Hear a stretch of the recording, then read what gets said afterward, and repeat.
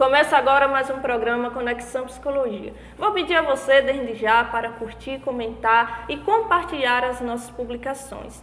No programa de hoje, vamos falar um pouco sobre bullying nas escolas com a nossa querida jornalista e neuroeducadora Samara. Seja muito bem-vinda, Samara. É um prazer te receber aqui. Muito obrigada por ter aceitado o nosso convite. Prazer todo meu, especialmente aqui na minha terra, né? Nasci aqui, depois fui pra lá, pequenininha, volto, sempre que dá eu volto. E dessa vez eu volto trazendo um pouco mais do meu trabalho ao longo desses 10 anos, né, Deia?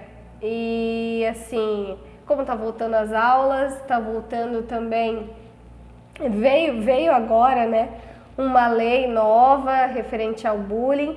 Então, eu acho que esse é o momento da gente falar muito sobre esse tema, sobre esse assunto. Sim. Que eu já falei ao decorrer de 10 anos, mas sempre tem novidades, sempre tem... Muita gente não sabe também o que é de fato o bullying, né? Sim, exatamente.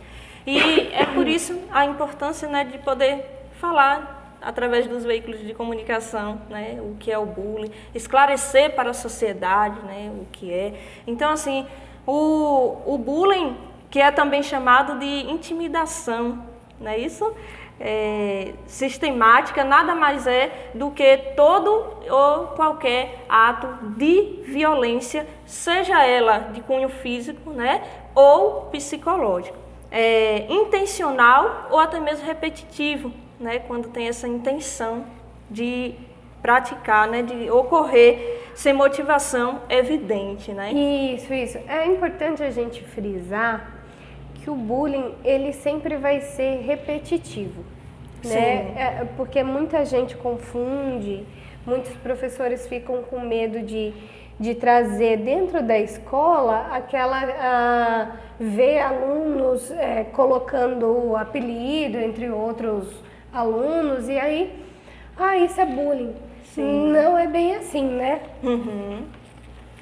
E gostaria de fazer, né, uma pergunta a todos vocês que estão nos assistindo. Se você já sentiu intimidado ou intimidada por algum colega de sua escola, deixa aí nos comentários, vamos juntos interagir durante o programa, tá? E gostaria de fazer uma pergunta, Samara, mas afinal de contas, o que é o bullying? Bullying, ele é um ato intencional, né, e repetitivo. Sim. Essa intenção tem por trás o desejo de ferir o outro, tem esse desejo de agredir mesmo, de violentar, mas não é necessário fisicamente, mas psicologicamente mesmo, tirando a autoestima dessa criança ou desse jovem, ou até mesmo de um adulto, né? A gente fala que o bullying, ele não é só questão de criança, como a gente sempre falou ao longo do tempo. Fala de bullying, as pessoas logo pensam assim, a crianças e adolescentes. Mas, na realidade, o bullying, ele muitas vezes pode começar dentro de casa, né? Exatamente. Muitas vezes começa. Por exemplo, quando a mãe ou quando o pai fala para um filho assim, olha, você não estuda direito, você é burro, você não aprende, você é isso, você quer...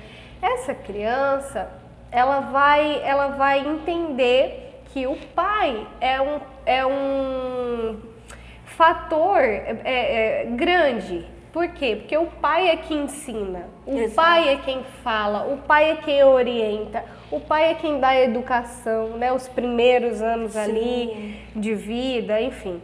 Então, quando o pai, eu falo pai, mas pai ou mãe, ou uma cuidadora, um cuidador que esteja ali com aquela criança,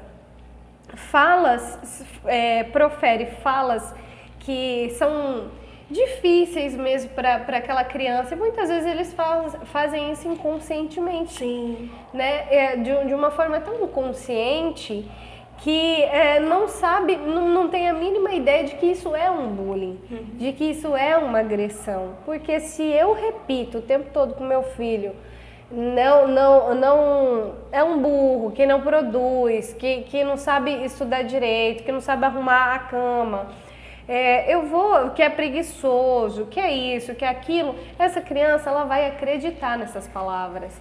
É o que eu falo, a palavra ela tem poder. Exatamente. E como, viu? Às vezes a gente nem imagina o quanto essa palavra tem poder, né? As palavras têm poder, na verdade, né? E aí o que acontece? Só para complementar. Essa criança que escuta muito isso dentro de casa, ela vai para a escola com essa baixa autoestima e aí lá também ela escuta as mesmas coisas dos colegas. Aí vai frisando ainda mais. Ah, Samara, mas acontece da criança ou do filho só ter... Eu não faço isso, por exemplo. Nossa, Samara, eu não faço isso com o meu filho, né? Eu não fico xingando meu filho, eu não falo isso do meu filho. Mas muitas vezes essa criança, isso pode não acontecer em casa, mas acontece dentro da escola. Né? E aí o prejuízo é o mesmo. É pior quando tem em vários locais. Né? Por exemplo, escola, dentro da família, igreja, porque o bullying ele é um fator social. Então ele acontece em qualquer lugar, em qualquer momento. Acima de 2 pessoas pode ocorrer um bullying, né? Exatamente. Mas vamos falar da lei que veio recentemente agora, né, neste ano.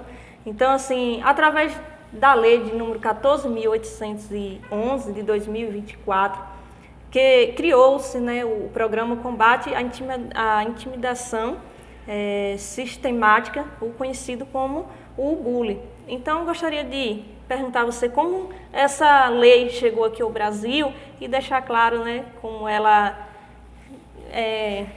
progride aqui no Brasil, né? Ela rege aqui. Ela é uma lei nova, né? Então, como essa lei é nova, porém já existia uma outra lei, que é a lei de 2015. Essa lei de 2015 foi referente à tragédia de Realengo, que eu cobri a tragédia como jornalista.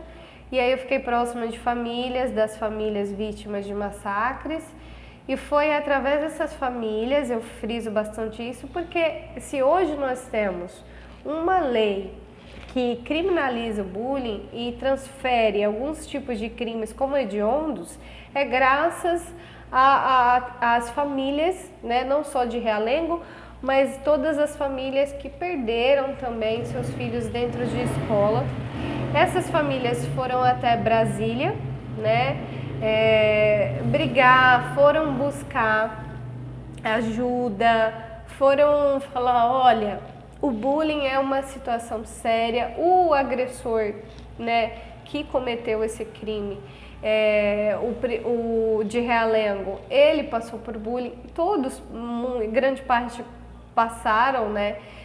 Eu falo de crimes em escolas, massacres em escolas. Sim. Não estou falando quando é uma situação aleatória de massacre, né? Porque existe o terrorismo, existe o massacre, Isso. Mas eu estou falando aqui especificamente de tiroteio em escola decorrente de bullying, né?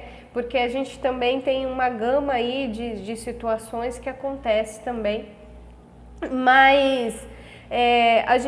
a lei, essa nova lei, o que ela traz?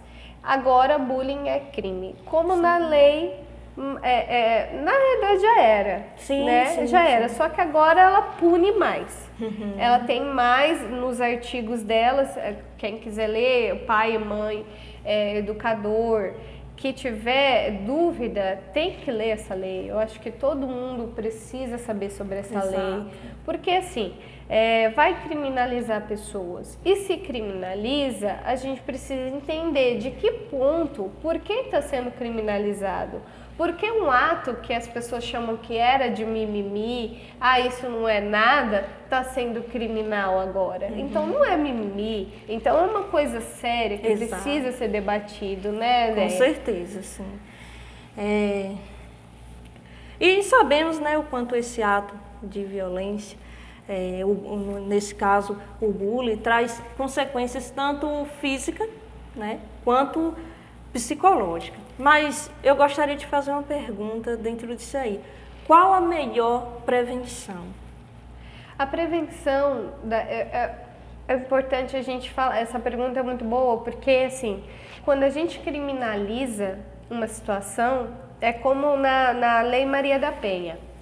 Sim. A Maria da Penha é muito, o que acontece? As mulheres muitas vezes só vão dar uma queixa quando já está numa situação extrema.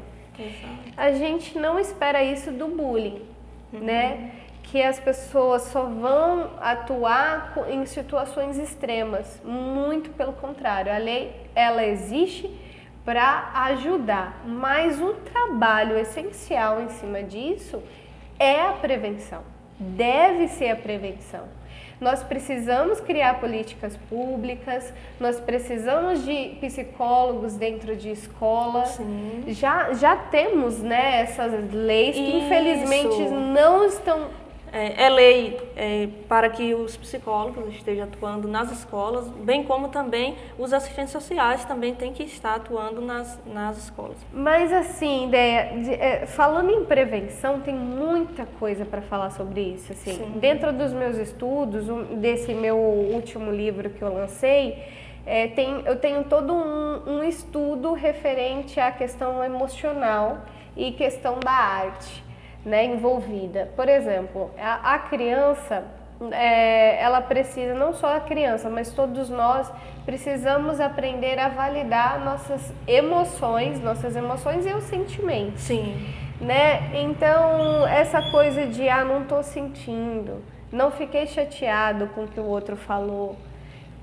Não, tudo bem ficar chateado. Eu explico isso para as crianças, Sim, né? exato. Toda vez que eu vou dentro de uma escola, eu falo, tudo bem ter raiva, mas o que você vai fazer com essa raiva?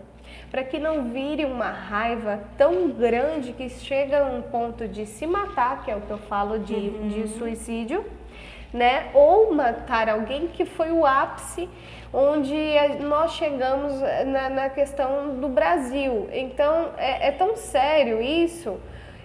A questão do envolvimento com as emoções, da gente entender e trabalhar essas emoções, que realmente ela retira mesmo a violência da sociedade, né? Sim. Mas não é assim, num passe de mágica. Primeiro é entendendo quando eu tô ruim, quando eu tô bem, quando eu não tô bem. Exato. Entender, validar tudo isso.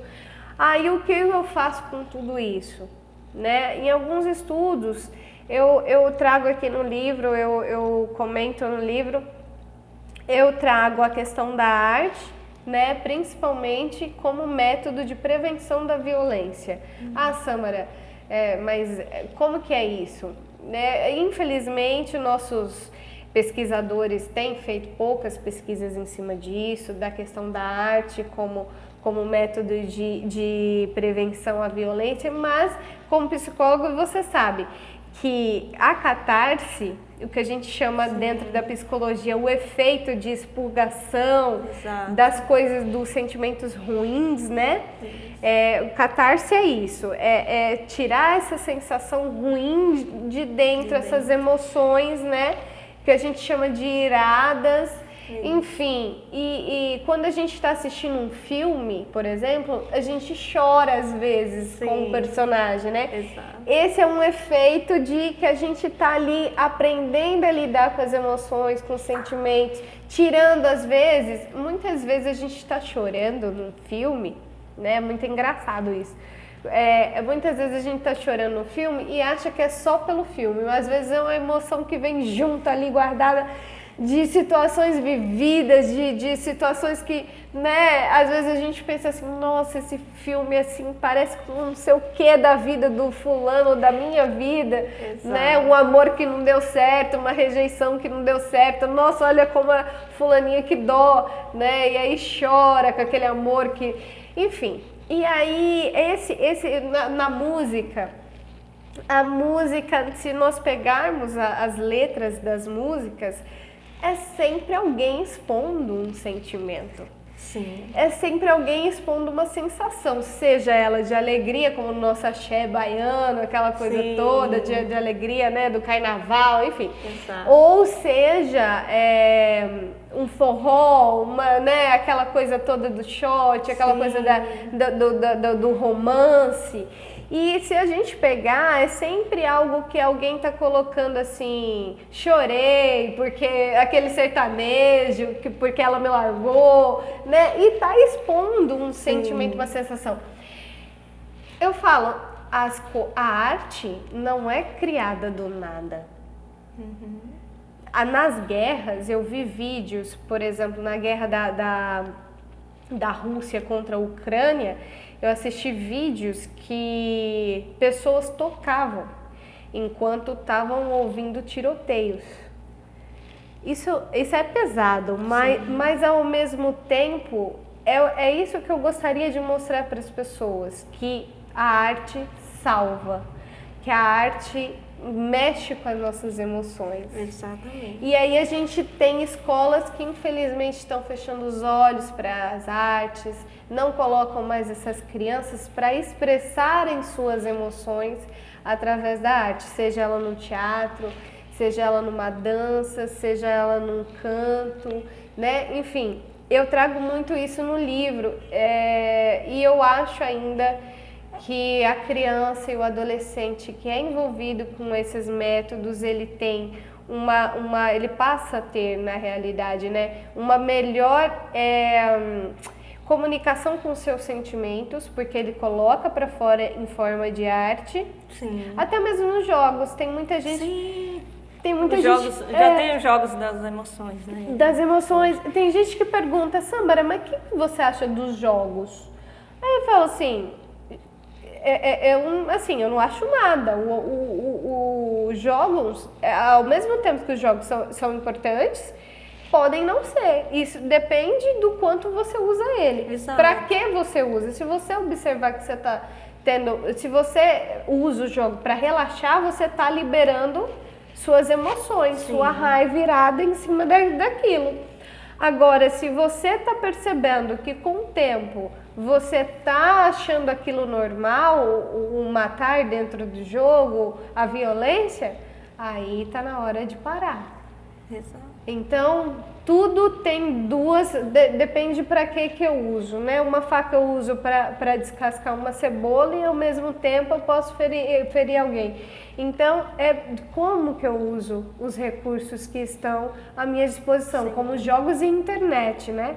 Internet tanto é bom para ensinar, para educar, quanto também é para viciar.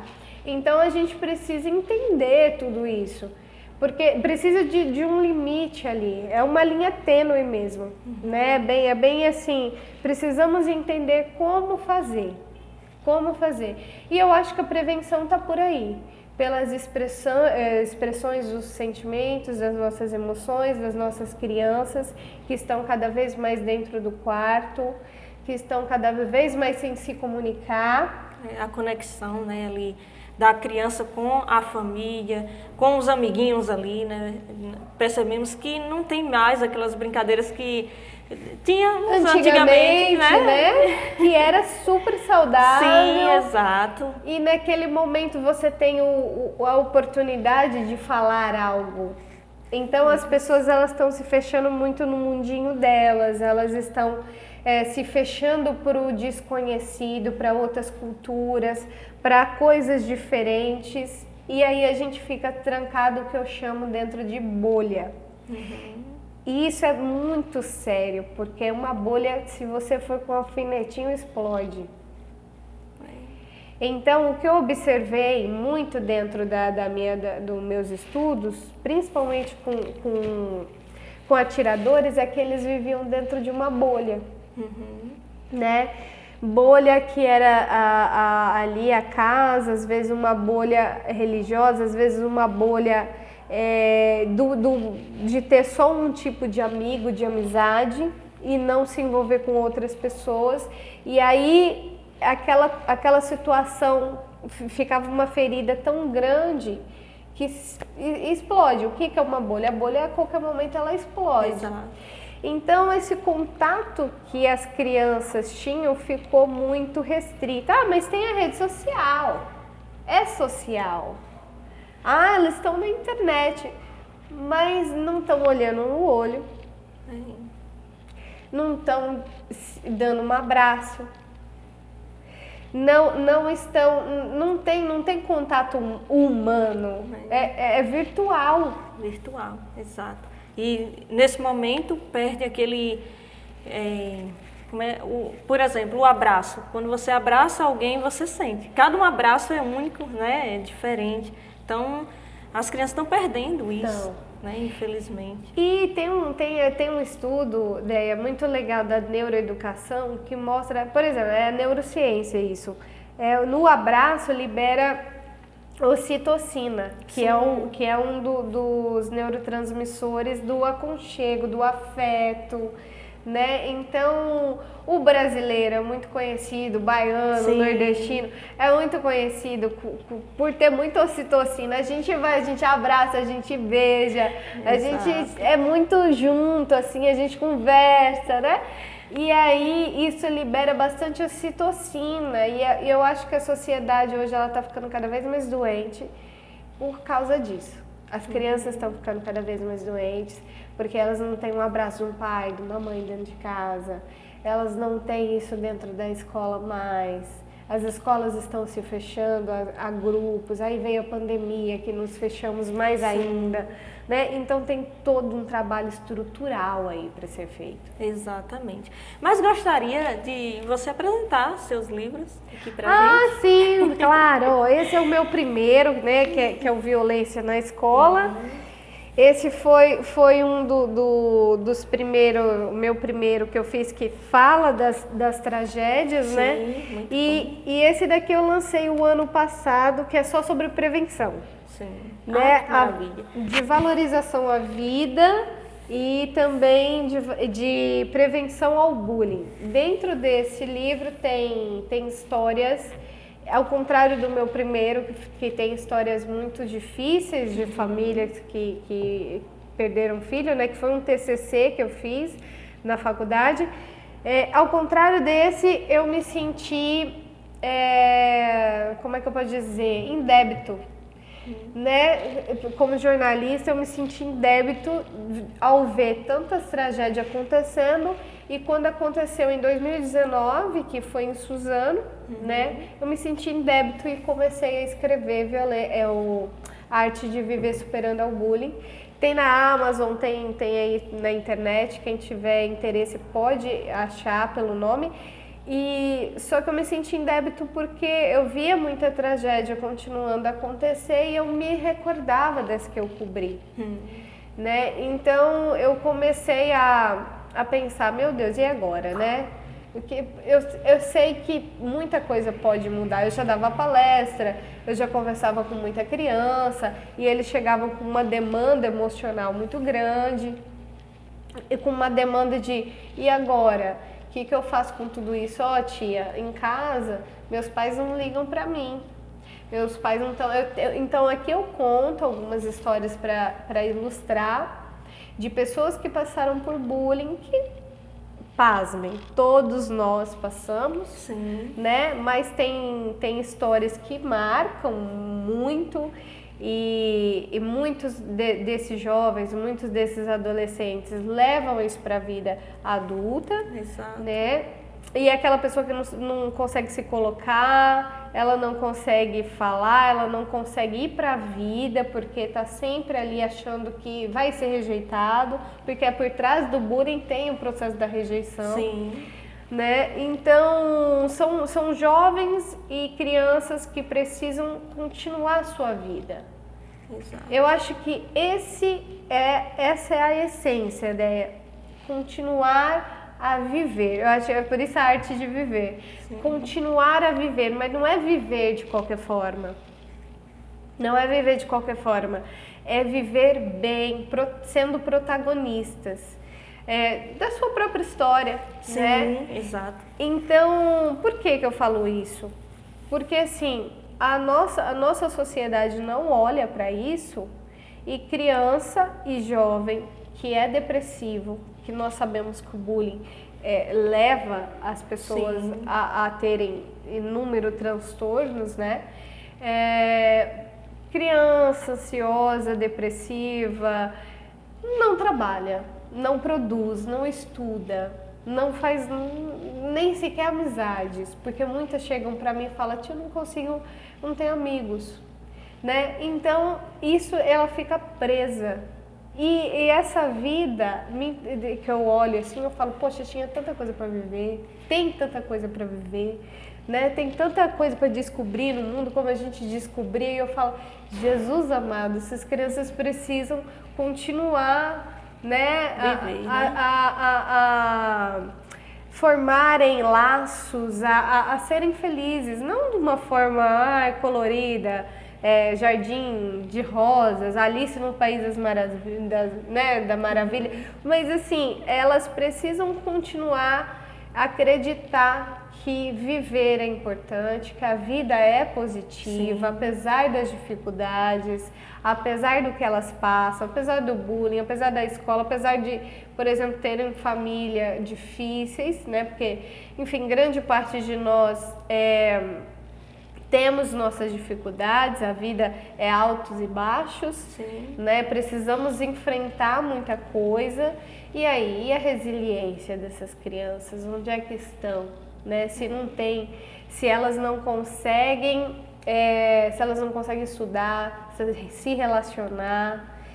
Se não conseguem se relacionar, gente, não tem ferramenta de proteção. Exatamente. Né? Não tem alguém para poder desabafar quando precisa, porque quando a gente tem amigos, amiga, você pode me ouvir hoje? Quantas vezes eu não faço isso com a minha amiga faz isso comigo, você pode, hoje eu não tô boa, e a gente tá no direito de não estar bem, né? Tudo bem não estar bem. E aí essas crianças não sabem que elas não têm esse direito também de não estar bem e procurar alguém. Isso. Exato. Para poder falar. Porque o não está bem, tudo bem, né? Não está bem, porém tem até um limite desse tudo bem não está bem. Tem, né? também tem um limite. Quando é uma queixa recorrente, está na hora de procurar ajuda.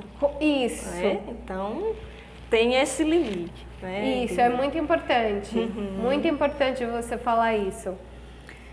Mas...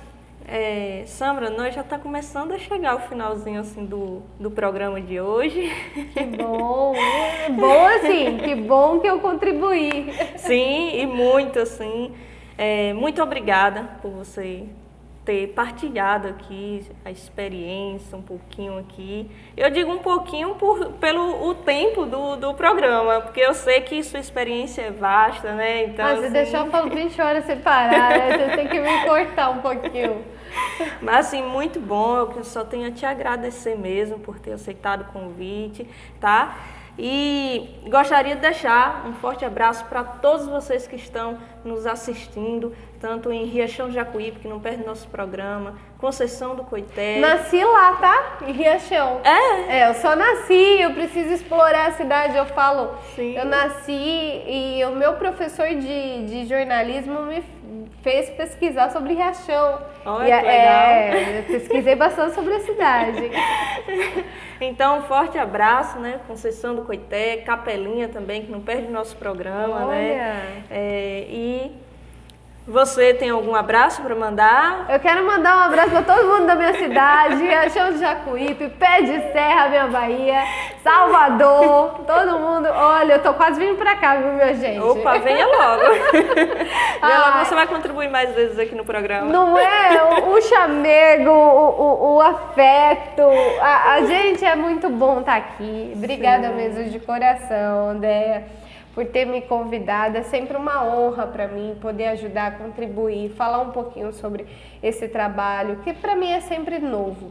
Para mim é sempre, se eu souber que eu estou ajudando alguma criança que está aí assistindo, algum pai, alguma mãe, que puder, é uma missão árdua, não é fácil, né? Não é simples, mas assim, a gente precisa ajudar essas crianças, a gente precisa contribuir, né? Já que o meu poder é de fala, dentro do jornalismo, dentro da comunicação, que seja feito tudo isso, né? Que a gente possa ajudar muita gente. Exatamente. Se tiver alguém, né, passando pela situação do bullying, né, não hesite de procurar ajuda, né?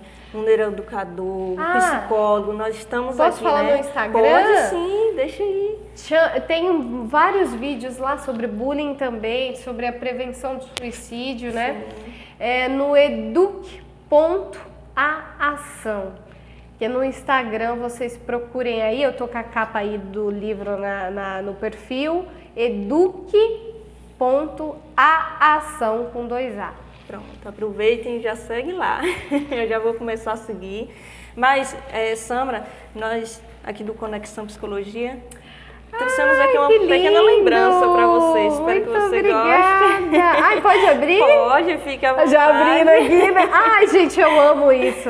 Eu amo canecas. É só uma pequena lembrança, né? Tem um cérebro aqui, gente. Olha só, neuro, da neuro. Olha Sim. que lindo. Gostou? Nossa, vou guardar com carinho. Não vou nem usar, eu acho. Não, eu Fica acho que eu não à vou vontade, nem ela é usar. sua. Eu vou deixar de decoração, assim, do lado do troféu do livro, que esse livro foi premiado Sim, ano passado. que lindo. Vou colocar do ladinho, assim. Que bom. Eu uso às vezes pra pôr caneta, quando eu amo tanto, assim. E até o próximo sábado com o programa Conexão Psicologia. Tchau, tchau e um forte abraço.